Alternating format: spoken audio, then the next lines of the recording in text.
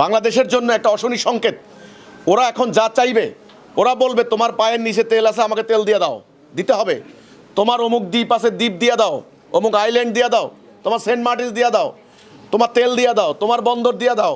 তারপরে কথা না শুনলে বোম মেরে উড়াই দিব, কথা শেষ। অলরেডি রাজনৈতিক দ্বন্দ্ব করে আমরা এক দলকে দেশ থেকে বের করে দিয়েছি। ওরা এখন প্রস্তুতি নিচ্ছে দেশে রাজনীতি ইন করার জন্য, নিজেদের মধ্যে মারামারি হানাহানি। কাজেই ইরানে এখন যে আক্রমণ হলো, সর্বোচ্চ নেতাকে এইভাবে প্রকাশ্যে হত্যা করা হলো, ওনার ফ্যামিলি শুদ্ধ। কয়েকদিন আগে সাদ্দাম হোসেনকে হত্যা করা হয়েছে, লিবিয়ার গাদ্দাফিকে হত্যা করা হয়েছে। তো ওদের কিন্তু এই যে অ্যাগ্রেসিভ মনোভাব, এটা এখন পরিষ্কার বুঝতে হবে, আমাদের জন্য একটা অশনি সংকেত।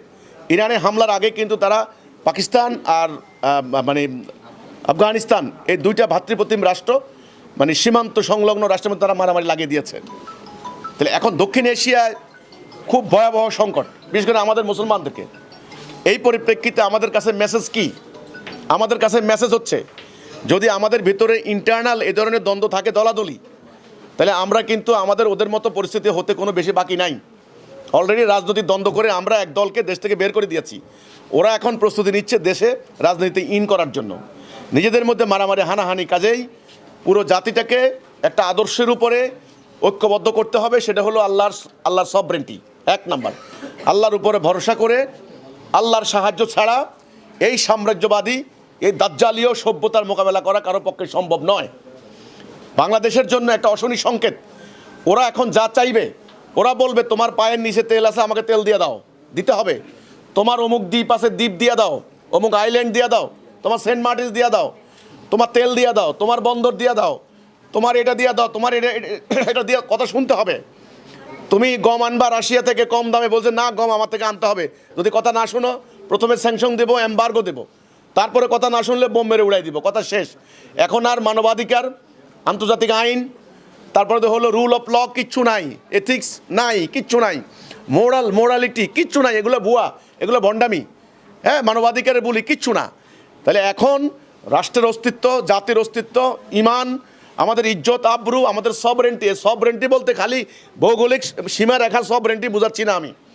স্বাধীন চেতা, স্বাধীনভাবে চিন্তা করার মানসিকতা যদি করতে হয়, এটার একটা সমাধান, এর একটা উপায় আলহামদুলিল্লাহ আমি তুলে ধরছি। সেটা হচ্ছে সমগ্র জাতি আল্লাহর উপরে ভরসা করে তাওহীদের উপরে ঐক্যবদ্ধ হতে হবে।